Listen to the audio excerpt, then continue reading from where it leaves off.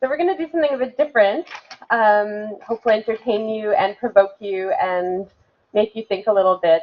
We're on day 3. We've thought through a lot of really interesting things. To me, the common theme is, well, what do we do with this information? How do we make sure that we deploy it in a way that achieves impact, achieves results? And one of the ways to do that is through communicating facts. We all know that livestock has a place in the future of food, but we live in a strange time. This is an age of alternative facts. It's an age of fake news. There's a lot of headlines and strange information that gets put out as though it's black and white. So here's a quick example of some of the things that we've been seeing in the news in recent days. All this should be quite familiar to you. So this is kind of what we're contending with. So I think that as a community, we need to consider the challenge ahead of us. And this challenge relates to how do we communicate livestock messages responsibly, effectively, and ambiguously. So I've convened an esteemed panel here to look at the challenge of how we inform conversations and debates, how they inform conversations and debates in their respective roles, and as a community to start thinking about what is our role, what is our responsibility, and whether there are things that we can do together to take action on some of these things. So just to introduce the panel, we have Maggie Gill. We have, if you'd like to, yes, Shirley Tarawali, and she's representing ILRI and the GLAD program in particular, Mario Herrero from CSIRO, and we have Karen sitting in for Gareth Salmon. So he couldn't make it, but we do have a presentation from him featuring his lovely voice. So we'll just have to close our eyes and pretend he's in the room. So we're going to start off, this is going to be in a chat show format, but we're going to start off with brief presentations from each panelist just to give you a flavor of how they're engaging with these topics. And then we'll get into the discussion. Sound good? So I think I'll start with Gareth's presentation. Yeah?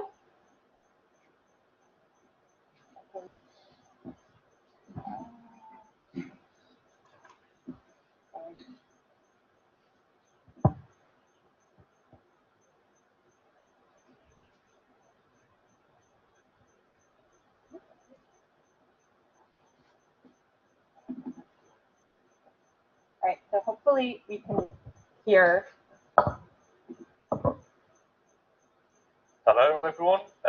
Firstly, my apologies that I could not be with you all in Hanoi. I hope everything is going well and you're having a good few days. Some of you I've already had the pleasure of meeting, and some of you not quite yet. But my name is Gareth, and I work here in Edinburgh with SEBI, and I was involved in the LD. I'm just going to increase the volume just a moment. Sorry. I need the mic to... I'm going to start again just with higher volume. Right. Hello, everyone.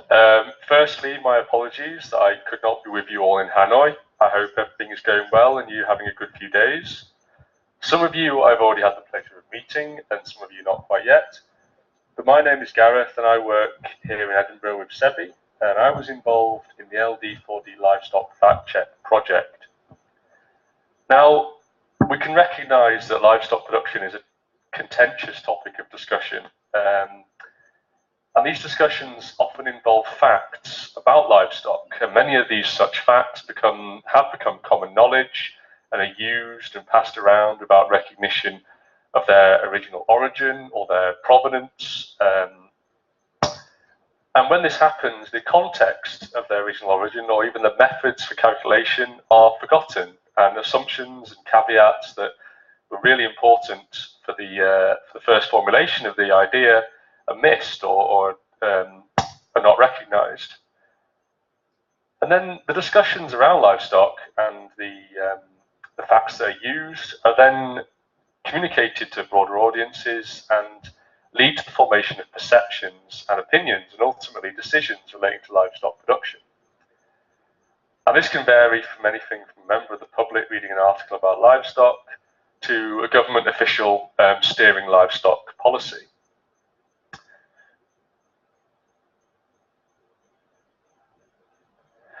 So the Livestock Data for Decisions Community of Practice posed this Livestock Fact Check project, and we selected several commonly used facts regarding livestock, and these were selected to cover aspects including environmental, economic and social themes.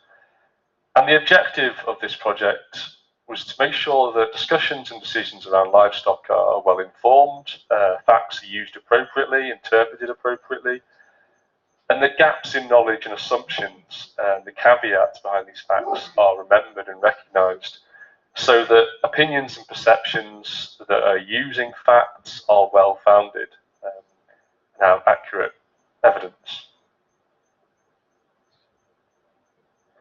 We launched these in a webinar earlier in June, which was very well received, and we're now writing up a journal paper to summarise the project and the messages and to use some examples of these facts to do so. So we're looking to try and increase the impact of the project. However, when I was doing the project and involved in the project, several things came to mind which I would have liked to raise if I was in Hanoi for discussion in this session. So I'll now just briefly describe those, and it'd be great if you guys could have time to discuss them, and I'm interested to hear what people have to think. So the first one was that when you spend some time in the world of livestock, it becomes apparent that there are quite polarized opinions and perceptions of livestock production. And this is at all levels within the scientific community, within the public. For example, at one end, you may have people who specialize in environmental impact or environmental impact activists, and they tend to focus on the negatives of livestock and push that forward. Whereas on the other end of the scale, you could have people who work in developing countries and they see that, and the evidence is in front of them that livestock have significant benefits which often get forgotten, and they have to really push those forward to make sure that those messages aren't forgotten, or to show that those messages are just as valid. However, I wonder whether the global discussions concerning the future of livestock could be more constructive if the communication between these two poles was improved, so that stakeholders that traditionally sit at each end of this pole could share constructive conversations despite their different opinions or different agendas that they're trying to push forward. So it'd be interesting to hear what people in the room have to think about this this idea, and whether they think it's already happening and it's not a problem. So the second point rather, is that when you see these facts being used, they're often used to fit an agenda or to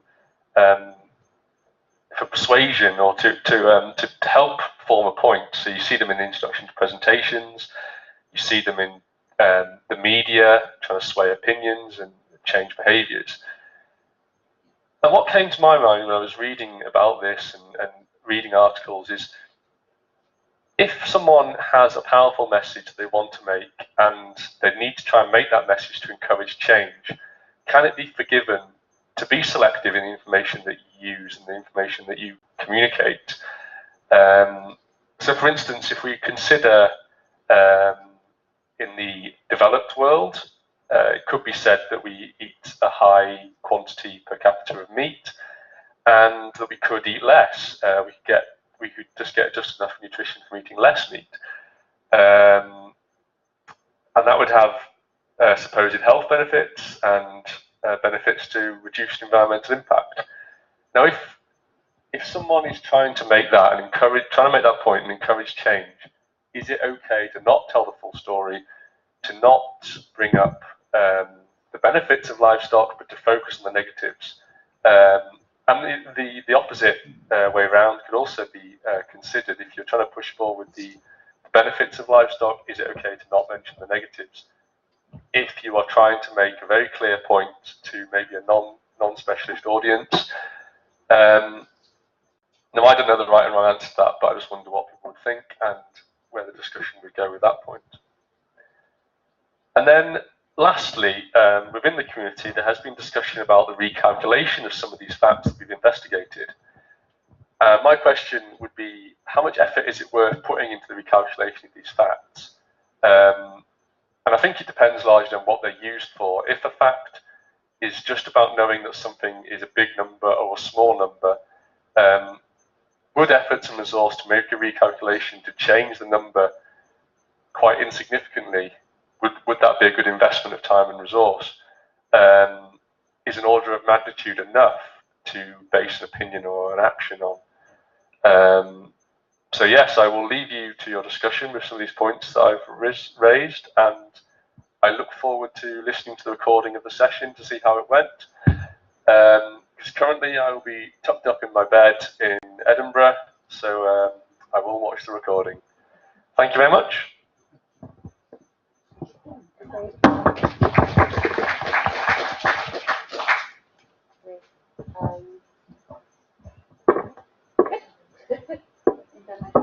Over to you, Maggie. I'm going to give you 5 minutes. We're going to be timing. So you'll give us 4 minutes, and then Okay, so first of all, just want to give a context of the sort of community that I've operated in for the past 20 or so years. So having been a livestock scientist, I moved beyond livestock into broader agriculture.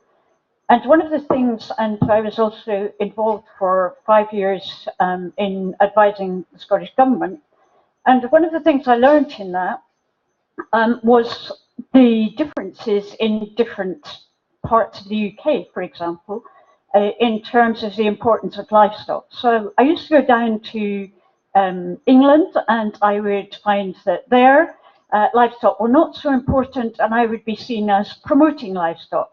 When I was in Scotland and I was talking about there were too many sheep on the hills there, I was seen as being negative to livestock.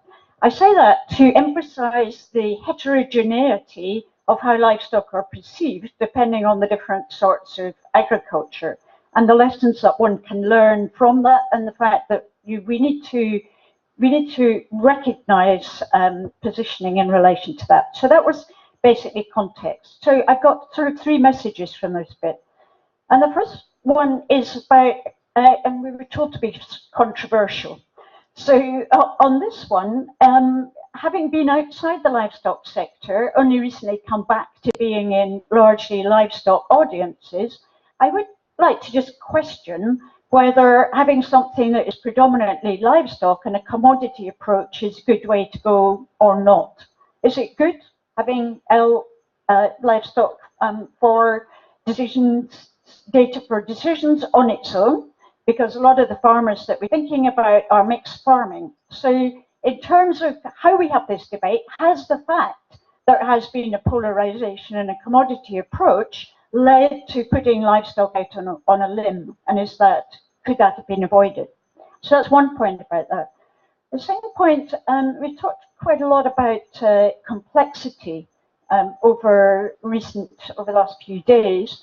And one of the things that came up in a recent meeting I was at was we have to recognize the complexity that comes about with the Sustainable Development Goals. And as scientists or as researchers, we have to, I think our job is to understand that complexity and to simplify it. And this point was made very clearly. We have to simplify it, but not to make it simpler. That's a concept to sort of think through, to simplify it, but not to make it simpler. So what do I mean by that? And if one thinks, for example, I always use the ecosystems approach, and we know ecosystems, there's lots of different ecosystem services. And when that first came around, the way that scientists put it across to policymakers was say, look, this is complicated, there's all these ecosystem services, and actually the point is, in any particular situation, there are one or two ecosystem services that you need to look at to address to solve a particular problem. So it's taking out of that, rather than painting the complexity, we need to understand it as researchers.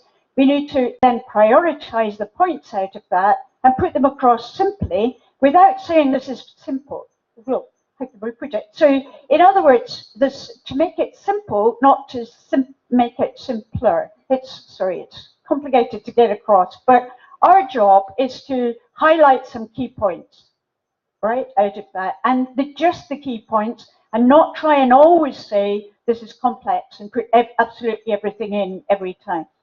So that's the second point. I think that's true in relation to livestock. There's lots of different aspects of livestock, but in any particular situation, one or two are key. And then my third point here is, I think we have to test, I like sort of testing the hypothesis that research can decrease some of the negatives. We've seen all those really negative headlines, and you sort of think, and we know that a lot of those are true, but how far can research go to decrease the negative impact of a lot of those things? And I think in some areas, yes, we can decrease the greenhouse gas emissions per kilogram of product, but we're never actually going to be able to convince the people who don't like slaughter of animals for food. And I think it does help to think, what are the ones that research can actually address as a negative? What are the ones we'll never get to? And actually to show how far research has come. A lot of people still go back to 2006, livestock's long shadow, etc., and they don't show that research has contributed something. If it hasn't contributed something, then how can we still justify a lot of the money in relation to that? So we should be testing that hypothesis and really coming out of the data to say, have we or have we not actually made a lot of progress in relation to addressing some of these negatives? Wonderful. Thank you, Maggie. That was perfectly on time. All right, food for thought. Let us move on. We have Shirley. Please go ahead. Thank you. So I'm going to talk about the Global Livestock Advocacy for Development, the GLAD project, which has been funded by the Gates Foundation. What are we doing? Three things. We're compiling evidence, assembling that, and putting it out as messages. So maybe relating to what Maggie said and what Gareth also mentioned, maybe they're too simple, maybe they're too positive. We have a microsite that's got those messages, really as a place that people can go and pick up some information and easy ways to communicate information about livestock. We've been engaging in the UN processes around the Sustainable Development Goals. We've been engaging with media, and we've tried as much as we can to start engaging with the non-livestock community as well. As Gareth mentioned very clearly, we do tend to sit together and agree on everything, but venturing out into the health world or the environment world or whatever it might be to make sure that we raise the issue of livestock in relation to broader development issues, and trying as well to connect. We've got a community of practice, a D group, and to help build capacity. And why are we doing this? Well, as ILRI in our strategy, we recognize that one of the key things that we need to do if we want to deliver at scale what we believe are potential impacts of the livestock sector on development, we need to influence the investment in the livestock sector. And that means growing the whole pie, not pie for ILRI necessarily. It means we need to increase the awareness of livestock contributions to agriculture and development, make the case for investment, and increasingly to nuance the debate about the livestock sector and the negatives of the livestock sector. And that doesn't mean being a blind advocate. And in relation to this point Gareth just made about being constructive, the thing that I always like to say is that we are probably all of us trying to get to the same place, whether you're supporting the poor livestock keepers in developing countries, or you're a vegan who says everybody should give up meat. Actually, we really all want a sustainable planet. We want sustainable diets, etc. But we're all starting from very different places, and so the way that we get there, the actions that have to be taken, look very different. So it looks like we're saying rather different things. So some key messages. In a sense, I think we've all been doing this. We've all been communicating and advocating in different ways for the livestock sector. And what we're trying to do is to be a little bit less ad hoc about the whole business. We've also realized that thinking quite intentionally about stakeholders is important. We realize there's stakeholders like ourselves who know a lot about livestock, but maybe don't know much about communicating that and communicating, as Maggie said, complexity in a way that's simple but not simplified. But we also recognize there's the UN, there's media, there's parts of some of the big multinational investment banks and so on, who may be very influential, but who may not know much about livestock. So some thinking there about how to tailor engagement with different stakeholders who are in different places on a spectrum. Recognizing too that consumers look very different in different parts of the world. In the developed world, the voice of the consumer, you saw it very much on the things that Vanessa put up. Rather negative, often see in livestock as a piece of meat or a bottle of milk. In the developing economies, perhaps livestock are seen in a much broader sense, and the voice of the consumer who's looking at a piece of meat, as it were, is somewhat lost quite often, I think. So let me stop there for now. That's great, Shirley. Thank you so much. All right, on to you, Mario. Okay, great. Thanks, Vanessa. I'll also give a little bit of context of how I got engaged in the global research agenda on livestock. I suppose that all my life I've been involved in some level of environmental research, but it was really when I moved to ILRI and precisely after the long shadow, which I think even with all its shortcomings, it did a phenomenal amount of good in bringing the environmental agenda to the fore, getting a lot of new funding to really uncover and really get an agenda to truly make livestock more sustainable. At that time, there were a lot of global change groups trying to engage in this agenda, and I remember at ILRI we were really annoyed at how livestock were represented in these big assessments, or not represented at all. For example, I still remember UNEP's global environmental outlooks without livestock, without the biggest land use system on Earth. So how are you going to do such an outlook? Well, how can it be really valid? So I started engaging with a group that is very visible in the big journals, which is this community that does the global integrated assessment, usually in the context of the IPCC, usually in the context of the big foresight analysis, and truly with the crusade of putting livestock right. And we started by providing them with appropriate data so that the sector could be properly represented in this analysis in conjunction with other sectors and so on. And look, what came out of that was probably better numbers on livestock, but at the same time it created the need to really be very nuanced and qualifying about the messages that we produce. It's very easy in all the global analysis just to highlight the big numbers, but behind those big numbers hides an enormous heterogeneity. And I think it's really our mission to really make sure that those details come out properly, especially when you're talking to the media, because it's really the media that loves speaking on a specific highlight And the problem with that is that once it's out, look, it's very difficult to change public perception.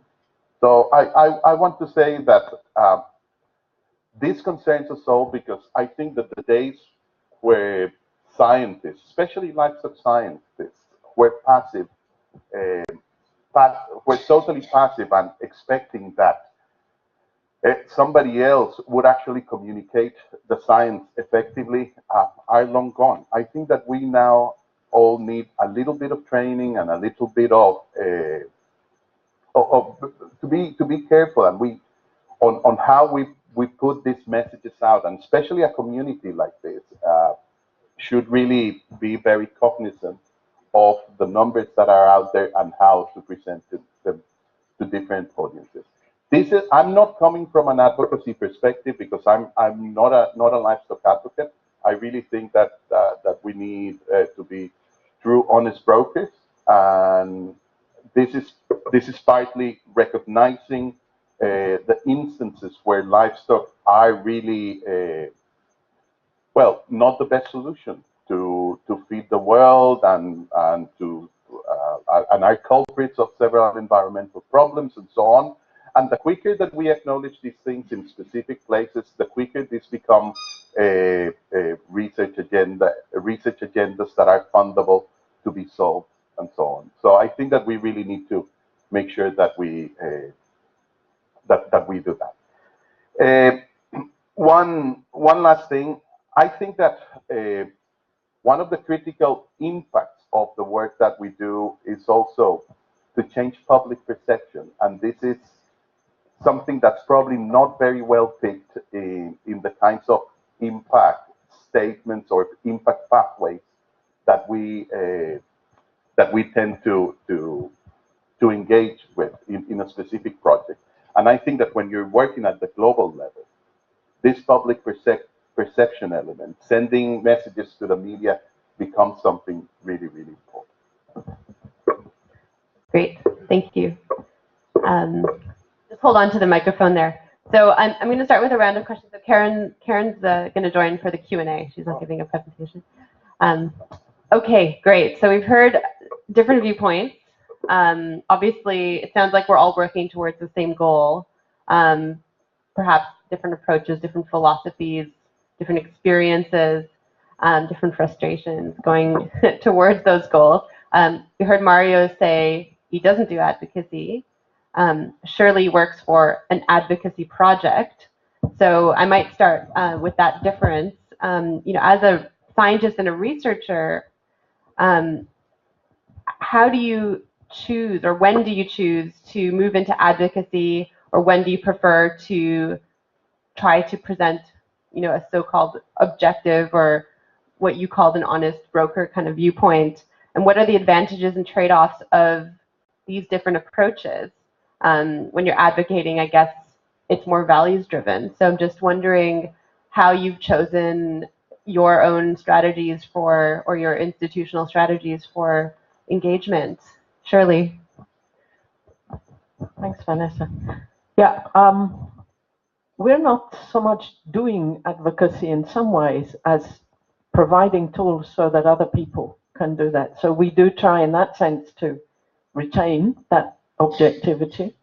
Having said that, our institute's mission is better lives through livestock, so we do get engaged in that space to a certain extent. Really trying to balance the views that are sometimes polarized in the other direction, and not saying that they're wrong, as I said, but to recognize, yes, we all are trying to reach sustainable development goals. Those apply to the whole world, not just to developing or developed world, but that we've got to take very different routes to get there. So if you say, stop eating meat, it's bad for your health, well, that message doesn't apply to an awful lot of people in the world for whom that would be good for their health. So let's just keep the balance there, I think. Yeah, look, just to add to that, look, part of being an honest broker is also it's not only to recognize the problems, but also to highlight where important differences are not picked in the messages, especially from the media. I spend an enormous amount of time trying to educate reporters that contact me to verify statements that George Monbiot does everywhere, and or things like that. And we engage in a useful conversation trying to give them the necessary nuances that they need to know, mostly in relation to the role of livestock in low-income countries. That's part of the important facts that they often miss that should be part of the discussion. So what would be your biggest lesson over the years in terms of engaging successfully with the media? What would you share with this group? That there's no point in being defensive. I would say that that's the fundamental thing. We want an honest discussion. It's not about protecting livestock at all costs and how dare you.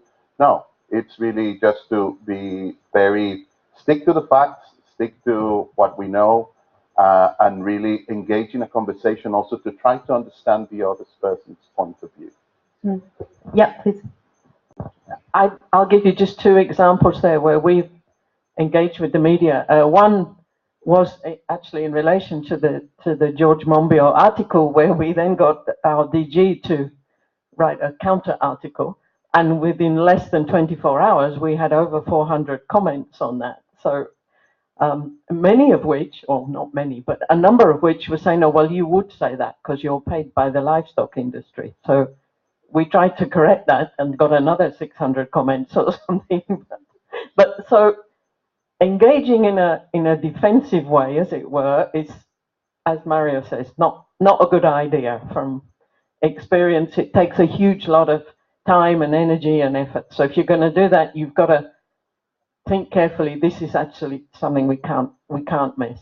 The other thing is that I did then have a conversation with one of the newspaper editors and pointed out that if you in the UK put out these rather negative messages, it's not just for the UK audience as such. That's going to influence the people who are making decisions about investments, because their constituents are saying, you guys stop funding anything to do with livestock. And that impacts on what many of us here are trying to do. So there's a reason as well there. And that links to Gareth's point, because he was asking, do we have a responsibility to always show the full story, or is it okay to advocate one side of the story? And what I'm hearing from you is actually it's very risky to only show one side of the story, because you don't know who's listening. Exactly. Maggie. Yeah, I fully agree with what's been said about the media. I just want to broaden it a bit into the sort of pathway as to how things get to the media. And one of the ways the media get their stories are from some of these high-impact fact-check journals and the publication of papers that then get picked up. And if you look at some of those papers, they're picking things up from the conclusions in those papers. And I think as a community, we really need to push back. One of the things I've been trying to do recently, having come into contact with at least one editor of some of these high journals, is to say the quality of reviewing, peer reviewing of some of these papers is frankly pretty awful. I mean, you could pick, and I know there's a lot of pressure on reviewers and they have trouble getting reviewers, but there is a paper that came out in August in, what was it?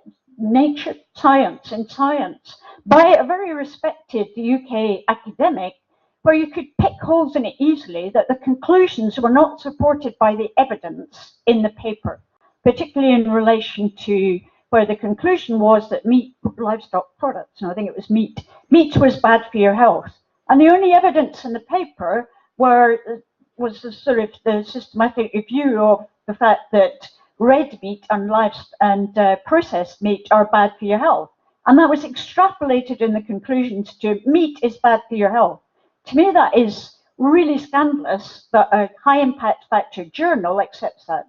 So I think part of the responsibility on us as scientists is actually to go through those sorts of papers when we see anything like that, to actually highlight it. Now, we missed an opportunity because I was with Mario at the time and we were going to actually respond to it, but we never quite got our act together to put out a response into Science. But again, I think that's something this community could do, and perhaps to actually call out those journals and say, this is not good science. Karen has a comment. Yeah, so we've developed the suite of key facts, livestock facts, over the last year or so, and we took a decision in the meeting, I think in Navash earlier this year, that, or maybe the meeting before, that we as a community would present the facts in a very factual way. We would drill down and find out where the source of the information came from and try and put across a very, very balanced approach. So we wouldn't take an advocacy role. But I think, as Maggie said, there is a need to consider whether we should sort of counter some of the journal articles out there. I mean, you do that, Shirley, and I know the Global Academy in Edinburgh, they've also put out a counter statement. I suppose, you know, there is a bit of a power because there's a lot of different organisations and institutions represented in this room. And it could be quite a useful thing for us to engage in. It's obviously changing the focus a bit, but as long as it was still balanced and factual, and calling out the issues that were a little bit dodgy in the articles, I think that probably could be a good thing. But it would be good to get reactions to that. Yeah, and I'm seeing some hands from the floor, so I think this is a good opportunity to take a couple of questions. What we'll do is maybe take 2 or 3 in one go, and then the panel can respond to them. So I see 3 people in that one table. They've colluded. All right, Jonathan. No collusion.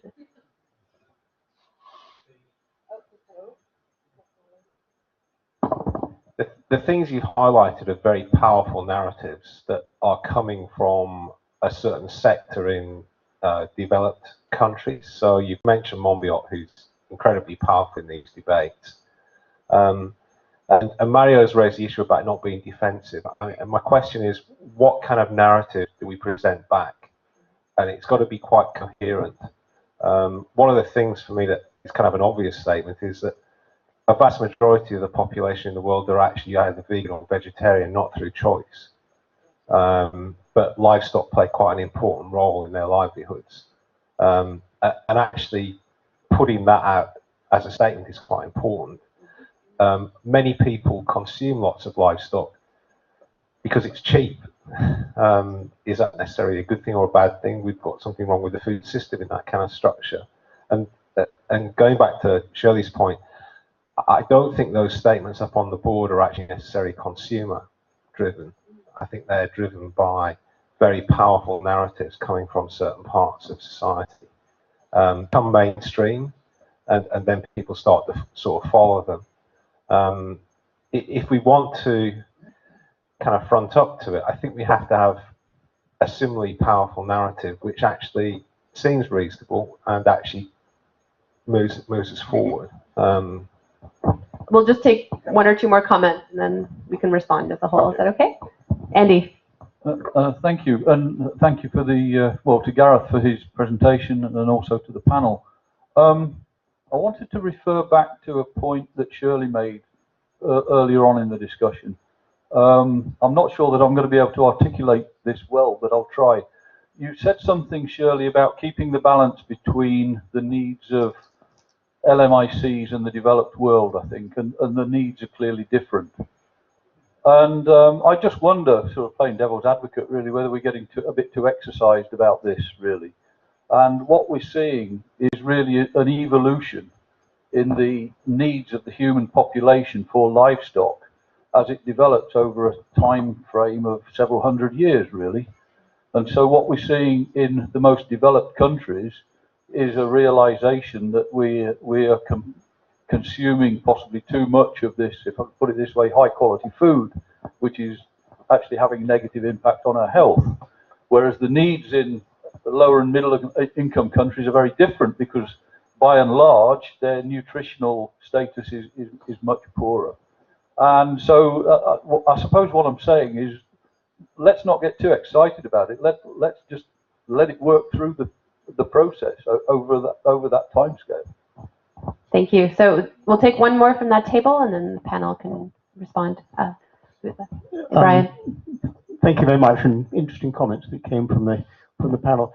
I find that the newspapers, I think, are a very valuable way of putting things over, and they have their own way of doing it. Different newspapers in different ways, and many of them try to be provocative.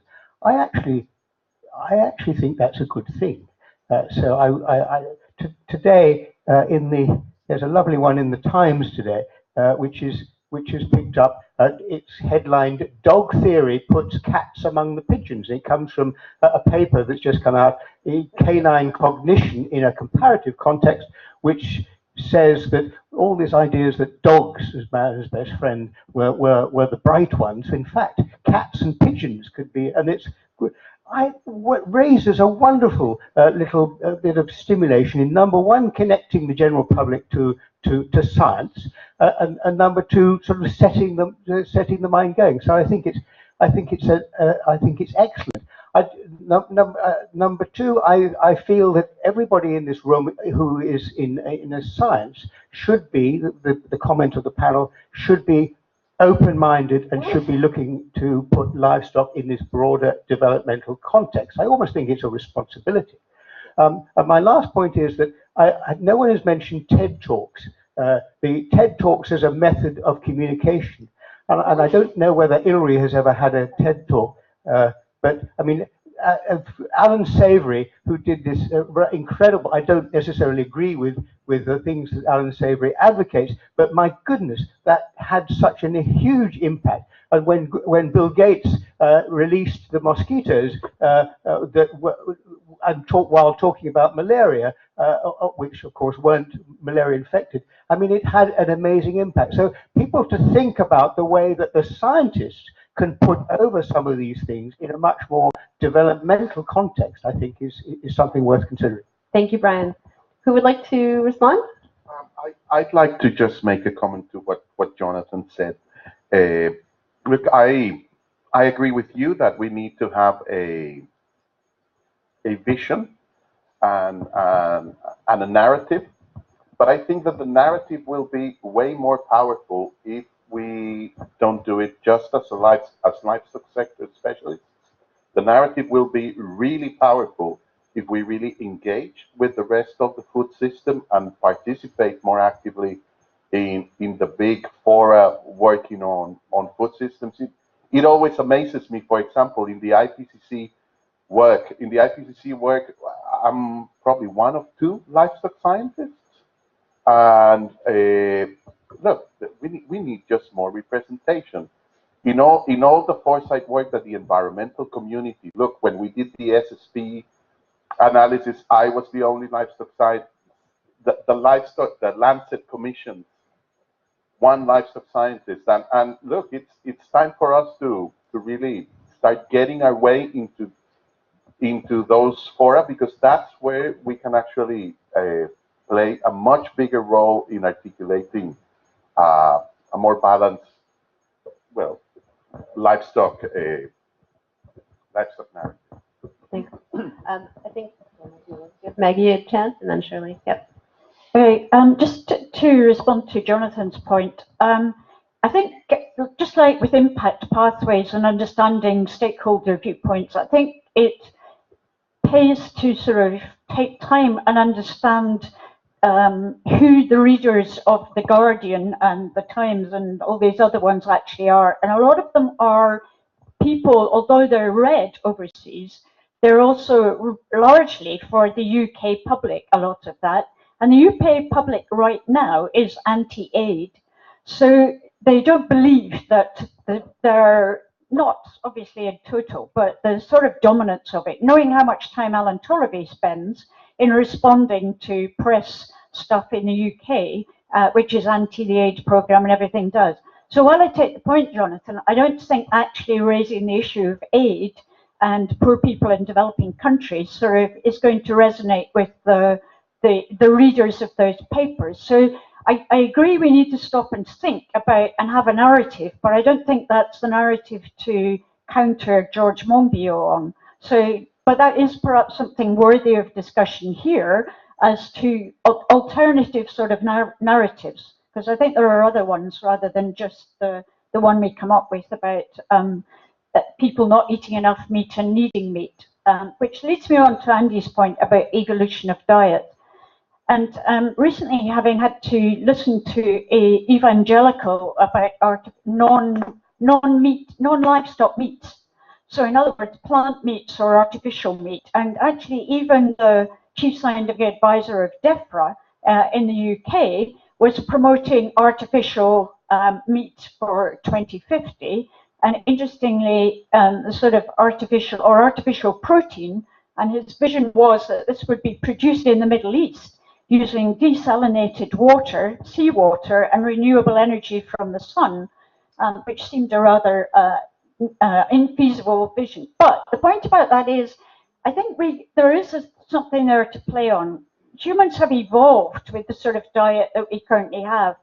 And if you look at from the nutrition point of view, the move away from livestock in the diets within the UK is actually starting to stack up. So stack up public health problems for the future, frankly. So some papers coming out of Reading about the low levels of calcium in the metabolism of teenage girls is actually stacking up osteoporosis problems for the future.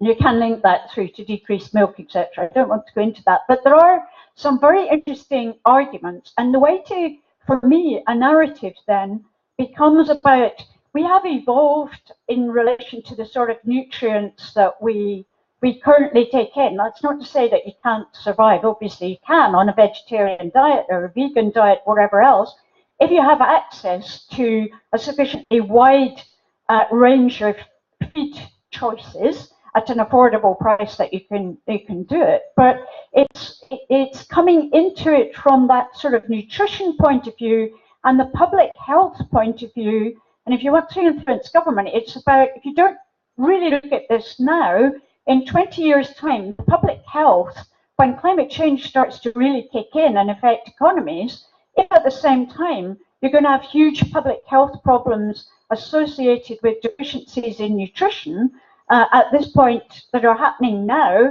in young people, then there could be an even worse scenario than is depicted by some of the climate change economic modelling things. So I think it's coming in with sort of innovative, let's use the facts, but let's use those facts innovatively. And certainly in terms of artificial meat, to me that's a complete no-no, simply because we don't know all the other components that could be generated when they're producing things from cells, and we do not know what a lot of those compounds, the impact they could have on health of humans. So linking it into public health, to me, is a powerful narrative in developed countries. Thank you, Maggie. We have 5 minutes left, so I think we want to hear from the other three panelists, but if you could frame your responses in terms of what this community can do, because I think we've got a really special opportunity, actually, to do something that we wouldn't necessarily be able to do as individuals or organizations. So if you could think just in terms of practical things, and of course we can discuss this in the working group later this morning. Shirley? I think one of the things is to engage with the non-livestock community, and to, as Mario touched on, and I think one of the questions also, in environment, but I think in health really importantly as well. We've started to work a little bit with people working on nutrition, for example, and recognizing the importance of livestock-derived foods, especially in the first 1,000 days. We've had quite a bit of traction with that, because we do have some very positive messages about the livestock sector in that space. So let's not be shy, because others are not. So there's a good opportunity there, but that probably requires us to coordinate a lot among ourselves, perhaps much more than we are now. So that would be the action as well. Mario? Look, I have nothing to add. For me, it's Okay. exactly how Shirley. Okay, but you also said something about engaging with the public. Well, engaging with the public to really make sure that we always qualify those big statements, which I think is really important. But also, I think that the biggest traction we can get is really by engaging in these bigger panels with other people and so on. A livestock narrative by livestock scientists will lack legitimacy always. And, well, it will have a lot of legitimacy if we talk amongst ourselves, but not for the rest of the people. Thank you. Karen? Well, we're going to discuss this in the breakout group. We're going to have some conversations, but I suppose just following on, just sort of connecting with the environmental community would be pretty helpful. I came from that community. Previously, I was acting director of IGBP, which is International Biosphere Program, and they were measuring climate change issues for the IPCC. And they have a lot of communities like LD4D who talk about different aspects of biophysical change, but they don't have a community like this. They don't have a livestock voice. So even engaging with that wider Future Earth community would be a very practical way to get them to see our position and just think about where livestock fits into the wider agenda. Thank you, Karen. Now the final word will go to Maggie. Thanks, and I may start to sound like a cracked record, but the whole thing about showing what solutions are out there and what progress has been made, to me, is important. You know, take for example, livestock production in Europe has had or certainly in the 90s, had a major negative impact on water quality, etc. EU legislation came in, improved that. Simple things like fences to stop the pollution of water, etc., actually had a major impact on water qualities, improving everything else. A lot of the papers you read still refer to some of those negatives as if they're still negatives at the same level they were in the past. I really do think that this community could do more about saying which of those problems that are out there are tractable, and something can be done about them either by research or by policy.